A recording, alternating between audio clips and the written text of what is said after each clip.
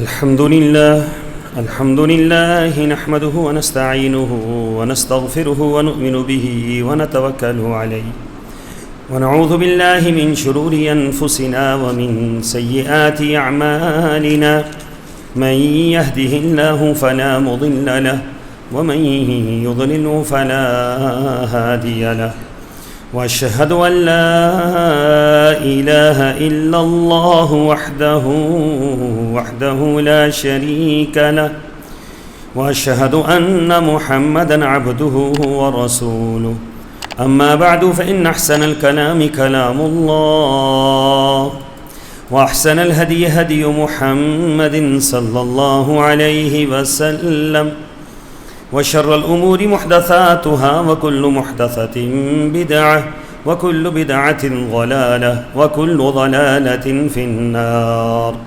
قال الله تبارك وتعالى في القرآن المجيد: أعوذ بالله السميع العليم من الشيطان الرجيم. بسم الله الرحمن الرحيم. هو الله الذي لا إله إلا هو الملك القدوس السلام المؤمن المهيمن العزيز الجبار المتكبر سبحان الله عما يشركون. هو الله الخالق البارئ المصور له الأسماء الحسنى يسبح له ما في السماوات والأرض وهو العزيز الحكيم. اللهم صل على محمد وعلى آل محمد كما صليت على إبراهيم وعلى آل إبراهيم إنك حميد مجيد. اللهم بارك على محمد وعلى آل محمد كما باركت على إبراهيم وعلى آل إبراهيم إنك حميد مجيد. سبحانك لا علم لنا إلا ما علمتنا إنك أنت العليم الحكيم.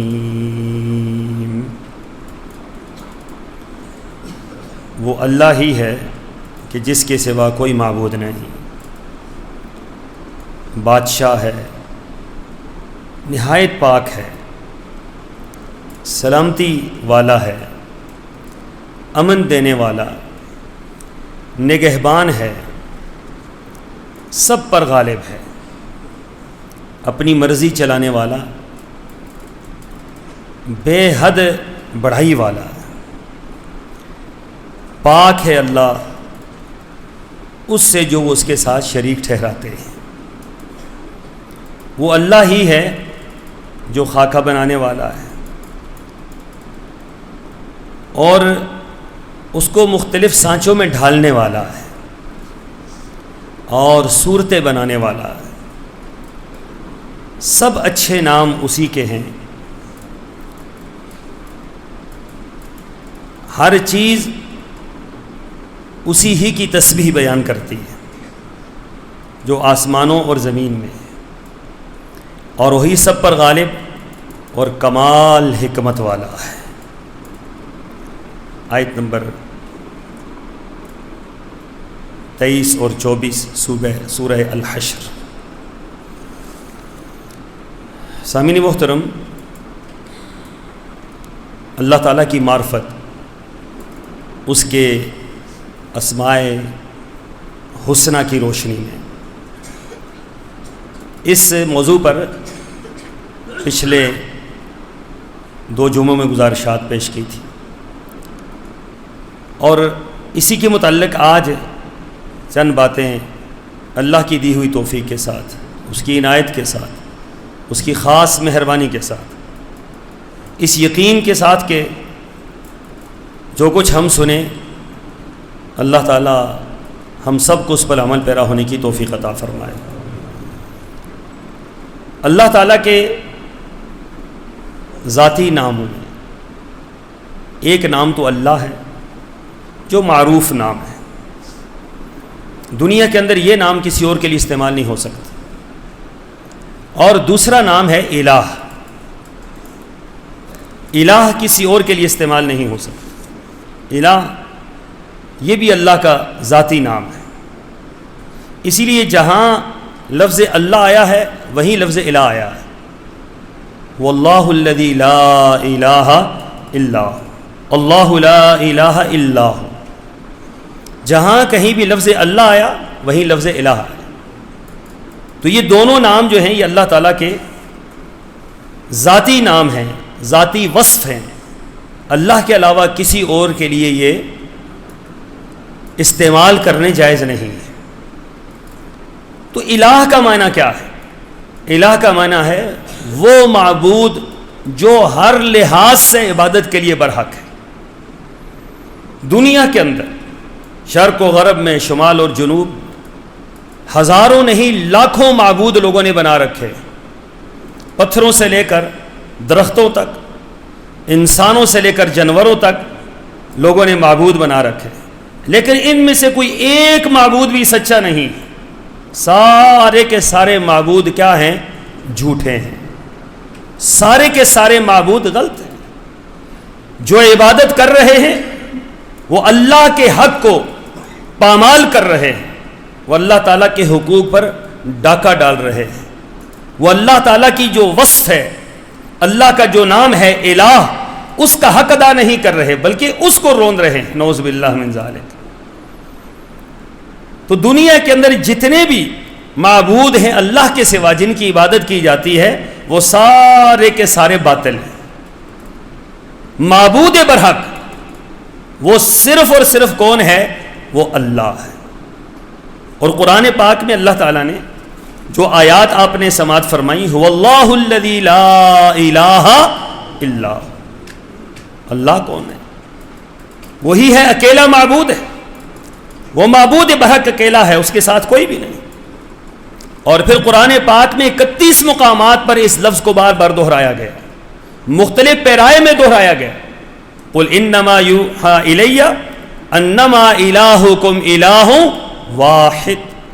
فرمایا کہہ دیجیے میری طرف وہ ذات وحی کرتی ہے کہ جو تنہے تنہا اکیلا کیا ہے؟ معبود برحق ہے. اس کے سوا کوئی معبود نہیں. کسی کی عبادت جائز نہیں ہے, کسی کی عبادت کی نہیں جا سکتی. پوری زندگی انبیاء کی دعوت کا نچوڑ یہی رہا ہے کہ اس الہ کو مان لو. اللہ کے علاوہ کسی اور طرف نہ دیکھو, اللہ کے علاوہ کسی اور طرف نہ جھکو, اللہ کے علاوہ کسی اور کے معاملے میں سوچو تک نہیں کہ کوئی اور ایسا ہوگا کہ جس کی ہم عبادت کر سکیں یا جس کے لیے ہم سجدہ ریز ہو سکیں. وہ صرف اور صرف الہ ایک ہی ہے اور وہ مالک ارض و سما ہے. اسی لیے فرمایا لا الہ الا انت سبحانک انی کنت من الظالمین. کہاں پر حضرت یونس علیہ الصلوۃ والسلام موجود ہیں اور کس کرب میں ہیں, کس پریشانی میں ہیں, کس مقام پر ہیں؟ مچھلی کے پیٹ میں, اور مچھلی سمندر کے پیٹ میں, اور پھر اندھیرے ہی اندھیرے.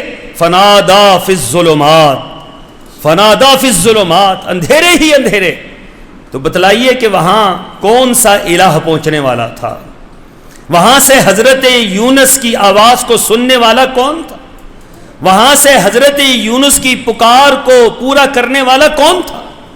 وہاں سے حضرت یونس کو زندہ سلامت نکالنے والا کون تھا؟ تو یونس علیہ الصلوۃ والسلام جب اس اندھیری کوٹھڑی میں چلے گئے, چھوٹا سا مسئلہ ہوتا ہے ہمیں, ہم اللہ کو چھوڑ کر غیروں کو پکارنا شروع کر دیتے ہیں.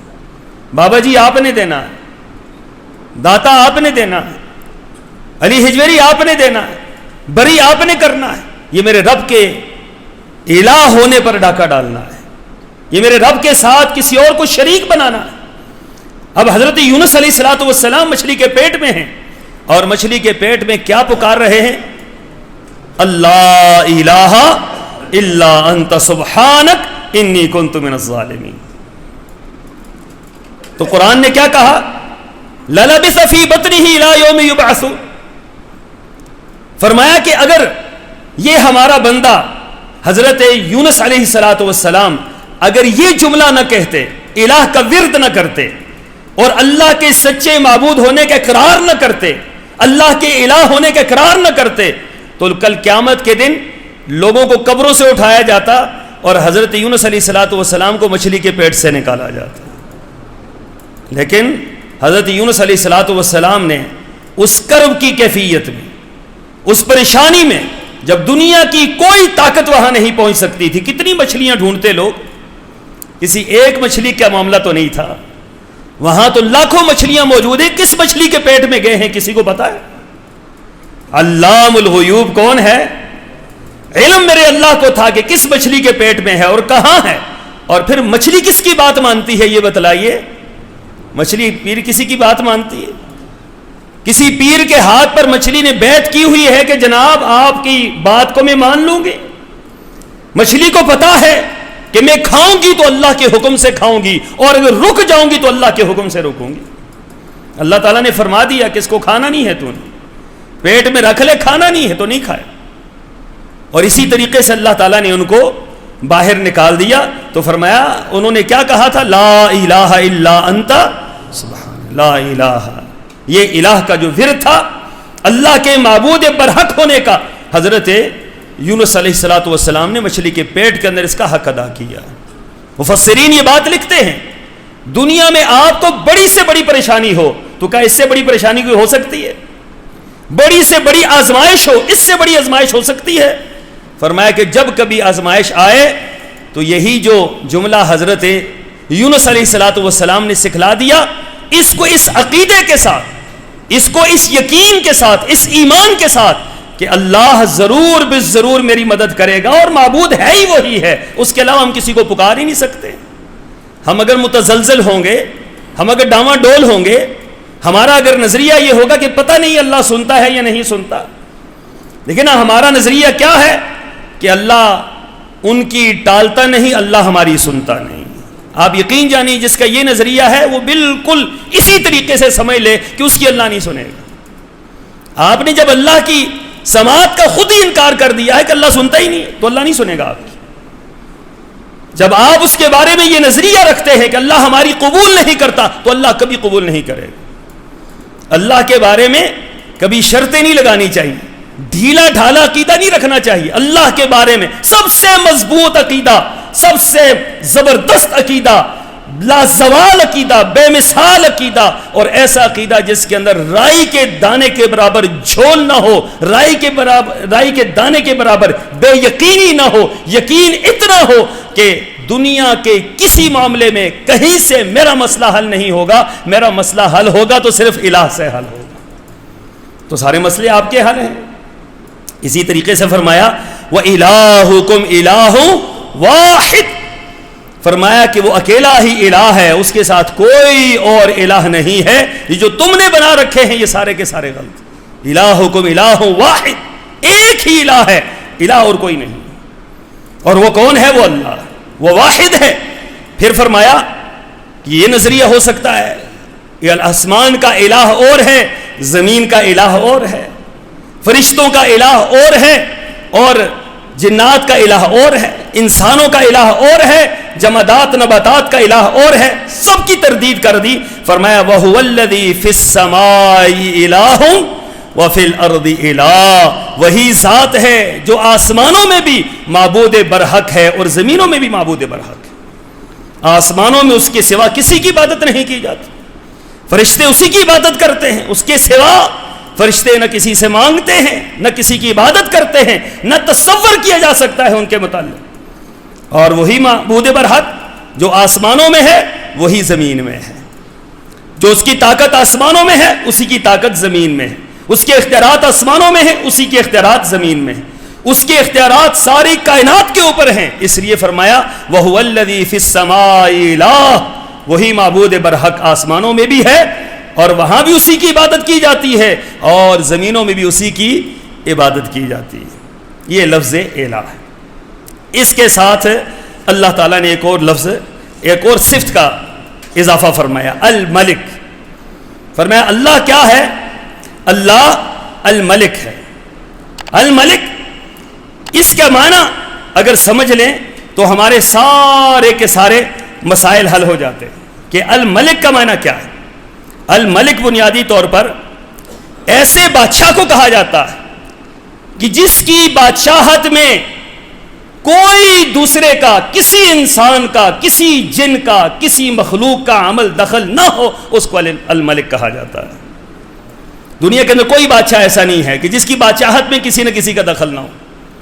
کوئی دنیا کے اندر ایسا بادشاہ ہے جو مشیروں کے بغیر چلتا ہو، جو وزیروں کے بغیر چلتا ہو، جو حکومتوں کے بغیر چلتا ہو، جو فوج کے بغیر چلتا ہو، جو پولیس کے بغیر چلتا ہو، اس کے ساتھ ایک لاؤ لشکر ہوتے ہیں، ان کے ساتھ وہ چلتا ہے۔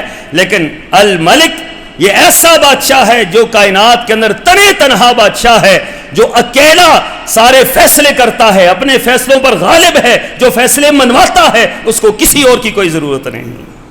یہ الملک کوئی ہے صفت کا مالک دنیا کے اندر؟ بادشاہ تو ہیں لیکن کمزور ہیں، بادشاہ لوگوں نے بنائے ہیں، آج بادشاہ ہیں کل لوگ اتار دیتے ہیں، آج لوگ ووٹ دیتے ہیں کل لوگ گالیاں دیتے ہیں، آج لوگ مانتے ہیں کل لوگ نہیں مانتے، یہ دنیا کی بادشاہت ہے۔ لیکن میرے مالک کی جو بادشاہت ہے وہ کیا ہے؟ فرمایا ایک تو خود بادشاہ ہے اور لازوال بادشاہ ہے، بے مثال بادشاہ ہے، اور دوسرا ساری کائنات کو بادشاہتیں دینے والا بھی وہی ہے۔ بادشاہتوں کے فیصلے وہاں سے ہوتے ہیں، کسی کو عزت دینی ہے تو وہاں سے ملتی ہے، کسی کو رسوا کرنا ہے تو وہاں سے فیصلے ہوتے ہیں، فیصلہ کرنے والا بھی وہی ہے، اور اس کے فیصلے ہر حال میں اٹل ہوتے ہیں، وہ اپنے فیصلوں میں کسی اور کو داخل نہیں کرتے۔ الملک ایسا بادشاہ ہے جو کسی وزیر کا محتاج ہے، جو کسی مشیر کا محتاج ہے، جو کسی لوگوں کا محتاج ہے۔ جناب یہی کہا جاتا ہے ہماری طاقت آپ ہے، ہماری طاقت عوام ہے، اور جن کی طاقت اپنی کچھ نہ ہو اور جن کی طاقت عوام ہو تو عوام جب بھی چاہے طاقت ختم کر دے، جب چاہے عوام جو ہے پھٹا نیچے سے نکال دے، جب چاہے عوام اس کو پھٹے پہ چڑھا دے۔ جب طاقت ہی عوام ہے تو میرا رب کہتا ہے ساری کی ساری طاقت کس کے پاس ہے؟ میرے پاس۔ میں ایسا بادشاہ ہوں کہ میری طاقت میرے پاس ہے۔ ساری کائنات کے لوگ مل کر اللہ کا انکار کر دیں، اللہ کی بادشاہت میں کوئی فرق؟ ساری کائنات کے لوگ مل کر اللہ کو ماننا شروع کر دیں، اللہ تعالیٰ کی عظمت میں اضافہ نہیں ہوتا۔ وہ اسی طریقے سے ہے، اسی طریقے سے رہے۔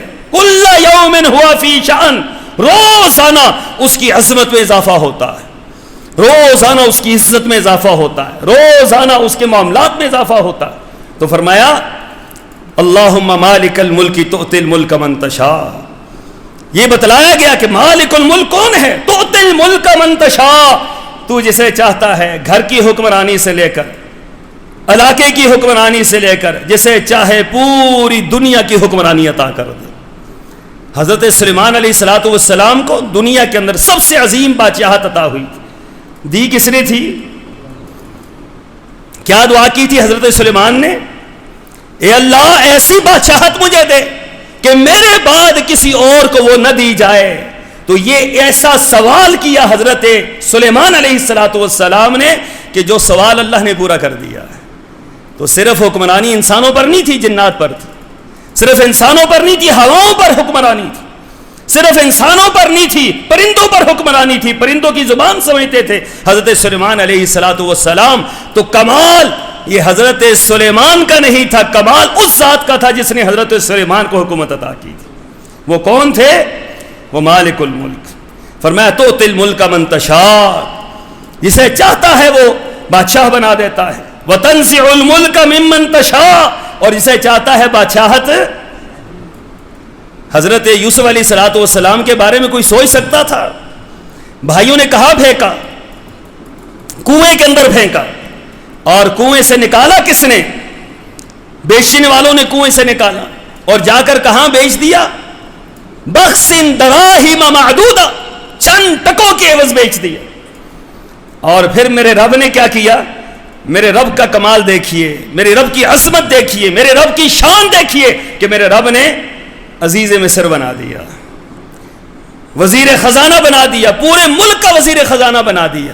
یہ دنیا کے فیصلے یہ ہوتے ہیں، میرے رب کے فیصلے یہ ہوتے ہیں۔ تو ایمان تو ہونا چاہیے، یقین تو ہونا چاہیے کہ فیصلے وہاں سے ہو رہے ہیں، فیصلے دنیا میں نہیں ہوتے۔ فیصلوں کا اختیار میرے اللہ کے پاس۔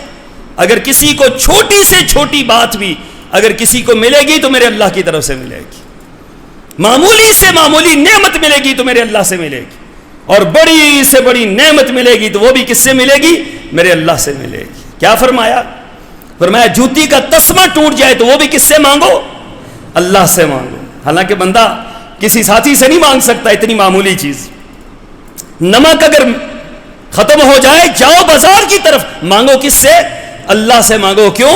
اللہ کی منظوری ہوگی تو بازار سے ملے گا، نہیں تو بازار سے بعض اوقات نمک بھی نہیں ملتا ہے، کیونکہ اس کی طرف سے منظوری نہیں ہوتی، اس کی طرف سے آرڈر نہیں ہوتا، اس کی طرف سے احکامات نہیں آتے، تو بندہ چھوٹی سے چھوٹی چیز بعض اوقات پوری نہیں ہوتی، اور بعض اوقات بڑی سے بڑی بات پوری ہو جاتی۔ تو فرمایا وَتُعِزُّ مَن تَشَاءُ، دنیا کے اندر جتنی عزت والے لوگ ہیں ان کو عزتیں دینے والا کون؟ ہم تو یہ کہتے ہیں میری عزت ہے، میرا مقام ہے، میں نے یہ کیا ہے، میں نے یہ کیا ہے۔ نہیں بھائی، اپنے دل کے اندر، اپنے دماغ کے اندر، اپنی زبانوں کے اندر، اپنے افکار اور نظریات کے اندر ایک ایک جملے کے اندر اپنے رب کو داخل کریں، میں نے نہیں، میرے رب نے سب کچھ کیا ہے۔ انشاءاللہ، ماشاءاللہ، لا حول ولا قوت الا باللہ، اللہ تو کرنے والا ہے، اللہ تو کرے گا، اللہ تو نے کیا ہے، جو کچھ ہے تیرے پاس تھا، میرے پاس تو کچھ بھی نہیں تھا۔ جب ہم دنیا میں آئے ہمارے پاس کیا تھا؟ اگر آپ دنیا میں آئے تو یہ سب کچھ لے کر آئے ہیں تو پھر تو بات ٹھیک ہے۔ دنیا میں آئے تو تن پر کپڑے نہیں تھے، دنیا میں آئے تو منہ کھلتا نہیں تھا، دنیا میں آئے تو زبان سے بولتے نہیں تھے، دنیا میں آئے تو کانوں سے بہتر سنتے نہیں تھے۔ آہستہ آہستہ آہستہ هل اتى على الانسان حين من الدهر لم يكن شيئا مذكورا انا خلقنا الانسان من نطفة امشاج نبتليه فجعلناه سميعا بصيرا۔ یہ اللہ نے کہاں سے کہاں پہنچا دیا ہے، آج یہ کہتا ہے میں نے یہ سارا کچھ کیا ہے۔ تو فرمایا عزتیں دینے والا کون ہے؟ اللہ۔ وَتُذِلُّ مَن تَشَاءُ، اور اگر کہیں بندہ رسوا ہوتا ہے تو رسوا بھی اسی کی ہی کے حکم سے ہوتا ہے، اسے چاہے رسوا کر دے، تختوں سے اٹھا کر تختہ دار پہ لٹکا دے، بادشاہت سے اتارے اور ذلیل و رسوا کر دے۔ یہ ساری کی ساری طاقت کس کے پاس ہے؟ بِيَدِكَ الْخَيْرُ، بِيَدِكَ الْخَيْرُ، بِيَدِكَ الْخَيْرُ، ہر خیر میرے اللہ کے ہاتھ میں ہے، ہر فیصلہ میرے اللہ کے ہاتھ میں، میرے اللہ کی طرف سے یہ فیصلے ہوتے، روزانہ فیصلے ہوتے، صبح و شام فیصلے ہوتے ہیں، فرشتے روزانہ لکھتے ہیں، روزانہ آرڈر آتے ہیں، روزانہ دنیا کا نظام چلتا ہے، صبح اور شام فرشتے آتے ہیں، صبح اور شام نظام ہوتا ہے، میرا اللہ رپورٹیں لیتا ہے، میرا اللہ احکامات نازل کرتا ہے، میرے اللہ کے آرڈر سے ہر فیصلہ ہوتا ہے، ایک دن کا اپنی جگہ سے نہیں ہل سکتا جب تک میرے رب کی طرف سے آرڈر نہ آ جائے۔ بِيَدِكَ الْخَيْرُ إِنَّكَ عَلَى كُلِّ شَيْءٍ قدیر، وہ قدیر ہے، ہر چیز پر قادر ہے۔ یہ کیا ہے؟ یہ لفظ الملک۔ قُلْ أَتَعْبُدُونَ مِن دُونِ اللَّهِ، کیا تم اللہ کے سوا کسی اور کی عبادت کرتے ہو؟ مَا لَا يَمْلِكُ لَكُمْ ضَرًّا وَلَا نَفْعًا، جس کو اللہ کے سوا تمہیں بادشاہ مانتے ہو، مالک مانتے ہو، اللہ تعالیٰ نے اس کو مالک نہیں بنایا۔ مَا لَا يَمْلِكُ لَكُمْ نَفْعًا وَلَا ضَرًّا، دنیا کے اندر کوئی انسان ایسا نہیں، کوئی مخلوق ایسی نہیں جس کو اللہ نے نفع اور نقصان کا مالک بنایا۔ نفع اور نقصان کا مالک کون ہے؟ بھائی نفع اور نقصان کا مالک اللہ ہے، ہمیں یہ نفع چاہیے تو یہ نقصان سے بچنا ہے، تو نفع چاہیے تو پھر بھی اللہ کی طرف، نقصان سے بچنا ہے پھر بھی اللہ کی طرف۔ ایسا نہیں ہو سکتا کہ نفع چاہیے تو کسی اور جگہ پر اور نقصان سے بچنا ہو تو کسی اور جگہ پر، ایسا نہیں۔ فرمایا نفع چاہیے تو اللہ تعالیٰ کے در پر آؤ، اور نقصان سے بچنا ہے تو پھر بھی اللہ سے رجوع کرو۔ کیوں؟ مالک کون ہے؟ مالک وہ ہے، الملک وہ ہے، نفع بھی وہی دے گا، نقصان بھی وہی دے گا۔ للہ ملک السماوات والارض یخلق ما یشاء یہب لمن یشاء اناثا ویہب لمن یشاء الذکور او یزوجہم ذکرانا واناثا ویجعل من یشاء عقیما۔ فرمایا دنیا والو تمہاری تو ضرورتیں یہی ہیں جو اس آیت کے اندر بیان ہو گئی ہیں، تو فرمایا للہ ملک السماوات والارض، سن لو زمینوں اور آسمانوں کا بادشاہ کون ہے؟ وہ اللہ ہے۔ یخلق ما یشاء، جس طرح چاہتا ہے پیدا کرتا ہے، جو چاہتا ہے پیدا کرتا ہے، جہاں چاہتا ہے پیدا کرتا ہے۔ یہب لمن یشاء اناثا، اور جسے چاہتا ہے بیٹے دیتا ہے، بیٹیاں دیتا ہے، جسے چاہتا ہے بیٹیاں دیتا ہے۔ یخلق یہب لمن یشاء اناثا ویہب لمن یشاء الذکور، جسے چاہتا ہے بیٹے دیتا ہے، او یزوجہم ذکرانا و اناثا، جسے چاہتا ہے بیٹیاں بھی دے دیتا ہے بیٹے بھی دے دیتا ہے، ویجعل من یشاء عقیما، اور جسے چاہتا ہے بانجھ بنا دیتا ہے۔ یہ سارے کے سارے فیصلے کون کرتا ہے؟ اللہ کرتا ہے۔ للہ ملک السماوات والارض۔ آپ یہ کہتے ہیں بیٹا وہاں سے ملے گا، گجرات سے آپ دولے شاہ کے دربار پہ جائیں گے تو آپ کو وہاں سے بیٹا ملے گا؟ کیسا عجیب نظریہ اور کیسا خطرناک نظریہ ہے، جنہوں نے سر چھوٹا کر دیا، جنہوں نے انسان کی شکل بگاڑ کر رکھ دی، جنہوں نے کیا سے کیا بنا دیا۔ ہم کہتے ہیں دینے والا یہ ہے، یہ کیسے دے گا؟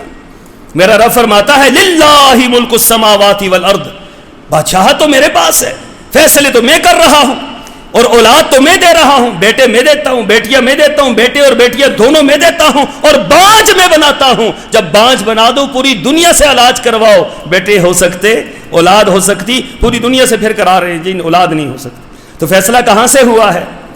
ڈاکٹر چاہتے ہیں اولاد ہو، ماں چاہتی ہے بچہ ہو، باپ چاہتا ہے بچہ ہو، رشتہ دار چاہتے ہیں بچہ ہو، مولوی دعا مانگ رہا ہے ہر جمعے کے اندر، اللہ اس کو اولاد عطا کر، اللہ اس کو اولاد عطا کر۔ بھائیو کون جو ہے ہمارے معاملات کو آگے نہیں بڑھنے دے رہا؟ کوئی تو ہے نا طاقت جو بولتی ہے کہ نہیں۔ ڈاکٹر بھی مجبور ہیں، گھر والے بھی مجبور ہیں، ماں باپ بھی مجبور ہیں، سارے کے سارے مجبور ہیں۔ کس کے سامنے؟ میرے رب کے سامنے۔ للہ ملک السماوات والارض۔ مالک تو وہ، مالک تو وہ ہے کہ جو سب کچھ دے رہا ہے، مالک ہی نہیں دینا ہے سب کچھ۔ اور اسی طریقے سے فرمایا ایک اور اللہ تعالیٰ کی صفت ہے القدوس۔ القدوس یہ اللہ کی بہت عظیم صفات میں سے ہے، ہر نقص سے پاک۔ دنیا کے اندر کوئی انسان ایسا نہیں۔ دیکھیں ہمیں کھانے کی حاجت ہے، کھانا نقص ہے، پینے کی حاجت ہے، یہ نقص ہے، سونے کی حاجت ہے، یہ نقص ہے، تھکنے کی حاجت ہے، یہ نقص ہے، ایک دوسرے کے ذریعے ہم ایک دوسرے کے محتاج ہیں، یہ کیا ہے؟ نقص ہے۔ بادشاہ لوگوں کا محتاج ہے، یہ کیا ہے؟ بادشاہت کا نقص ہے۔ لوگ بادشاہ کے محتاج ہیں، لوگوں کا کیا ہے؟ نقص ہے۔ ہر شخص کے اندر عیب ہے، لیکن عیب سے پاک اگر کوئی ذات ہے تو صرف اللہ کی، ہر عیب سے پاک، اس کے اندر عیب ہے ہی نہیں۔ لا تاخذہ سنۃ ولا، ابھی یہاں پر بعض اوقات لوگ کہتے ہیں، جھوٹ بولتے ہیں کہ ہمارے پیر صاحب کھانا نہیں کھاتے، ہمارے پیر صاحب کو نیند نہیں آتی۔ بھائی نیند نہیں آتی تو یہ تو بیماری ہے، انسان ہو نیند نہ آئے تو یہ تو بیماری ہے، اس کا علاج ہونا چاہیے بنسبت اس کے اس کو کرامت بتا کر لوگوں کے سامنے ظاہر کر دیں۔ کھانا نہیں کھاتا تو یہ تو بھائی بیماری ہے، کھانا ہضم نہیں ہوتا تو یہ بیماری ہے اس کے لیے۔ یہ کھانا نہ کھانا یہ کس کی صفت ہے؟ میرے اللہ کی صفت۔ پانی نہ پینا یہ کس کی صفت ہے؟ میرے اللہ کی صفت۔ ورنہ انبیاء سے بڑھ کر کائنات کے اندر کون ہوتا ہے؟ انبیاء کھاتے بھی ہیں، انبیاء پیتے بھی ہیں، انبیاء شادیاں بھی کرتے ہیں، انبیاء کو خوشیاں بھی آتی ہیں، انبیاء غمگین بھی ہوتے ہیں، ہر چیز نبی کے ساتھ ہوتی ہے۔ اگر نبی کے ساتھ ہر چیز موجود ہے تو دنیا کا کوئی انسان اس سے بچ سکتا؟ صرف اور صرف مالک کے لیے، اللہ کے لیے، قدوس، تمام عیوب سے پاک۔ یہ عیب ہے جو اللہ اس سے پاک، یہ سارے کے سارے عیب ہیں، اور عیب ہمارے اندر ہیں، ہم عیبوں کو مانتے ہیں، اللہ یہ سارے عیب ہمارے اندر ہیں، اور ان عیوب اور نقائص سے پاک کون ہے؟ اللہ تیری ذات ہے۔ یسبح للہ ما فی السماوات و ما فی الارض الملک القدوس العزیز الحکیم۔ ساری کائنات اللہ تیری تسبیح بیان کرتی ہے، جو زمین میں ہے، جو کچھ آسمان میں ہے، اللہ تو مالک ہے، اللہ تو قدوس ہے، پاک ہے، ہر نقص سے پاک ہے، اور تو غالب ہے اور حکمت والا ہے۔ یہ قرآن پاک کہہ رہا ہے۔ سجدے کے اندر اللہ کے رسول صلی اللہ علیہ وسلم کیا دعا مانگتے تھے؟ سبوح قدوس رب الملائکۃ والروح۔ اللہ تو پاک ہے، ہر نقص سے پاک ہے، اللہ تو ہر قسم کے نقائص سے پاک ہے، تو تمام جو فرشتے ہیں ان کا بھی رب ہے، اور حضرت جبرائیل کا بھی تو رب ہے۔ یہ سجدے کے اندر اللہ کے رسول صلی اللہ علیہ وسلم یہ دعا مانگا کرتے تھے۔ اور پھر فرشتوں نے جب اللہ تعالیٰ نے فرمایا تھا کہ میں انسان بنانے لگا ہوں، آدم بنانے لگا ہوں، تو فرشتوں نے کیا کہا تھا؟ نحن نسبح بحمدک ونقدس لک۔ اللہ تیری ہم حمد بیان کرتے ہیں، تیری ہم تسبیح بیان کرتے ہیں، تیری ہم پاکی بیان کرتے ہیں۔ اللہ تو ان کو کیوں بنا رہا ہے؟ تو پاکی بیان کرنا یہ کس کی صفت ہے؟ پاکی اللہ تعالیٰ کے لیے، اور پاکی کا لفظ جو بیان کر رہے ہیں یہ فرشتے بیان کر رہے ہیں۔ اللہ تعالیٰ کی پاکیزگی، اللہ کی طہارت، اللہ تعالیٰ کی عظمت، اللہ کا پاک ہونا ہر نقص سے، ہر عیب سے، ہر معاملے سے. دنیا کا کوئی انسان پاک نہیں ہے، اللہ تبارک و تعالی ہر نقص سے پاک. یہ القدوس، یہ عقیدہ بنا لیں کہ قدوس کون ہے، مالک کون ہے اور الہ کون ہے. یہ سارے کا سارا اس کے مطابق ہم عقیدہ بنا لیں اور اس کے مطابق ہم نظریہ بنا لیں اور اس کے مطابق ہم اللہ تعالیٰ سے تعلق قائم کرنا شروع کر دیں تو کوئی دنیا کی طاقت آپ کو آپ کے رب سے جدا نہیں کر سکتی. اللہ کی ہر رحمت کے آپ امیدوار ہوں گے، اللہ تعالیٰ کے ہر خیر کے آپ امیدوار ہوں گے. توحید جب آپ کو سمجھ آ جائے گی، اللہ کی عظمت آپ کو سمجھ آ جائے گی، تو پھر کائنات کے ہر طرف سے آنکھیں بند ہوگی تو جب بھی آنکھ کھلے گی اپنے رب کی طرف کھلے گی. جب بھی زبان سے جملہ نکلے گا تو اللہ کی طرف سے نکلے گا. زبان پر ہر وقت مالک کی تسبیح بیان کریں، اس کی تحمید بیان کریں، اس کی بزرگی بیان کریں، اس کی کبریائی بیان کریں، اس کے اسماء کو سمجھیں، اس کی صفات کو سمجھیں اور اس کے ذریعے سے اللہ سے تعلق قائم کریں. اللہ مجھے اور آپ کو عمل کی توفیق عطا فرمائے. وآخر دعوانا ان الحمد للہ رب العالمین.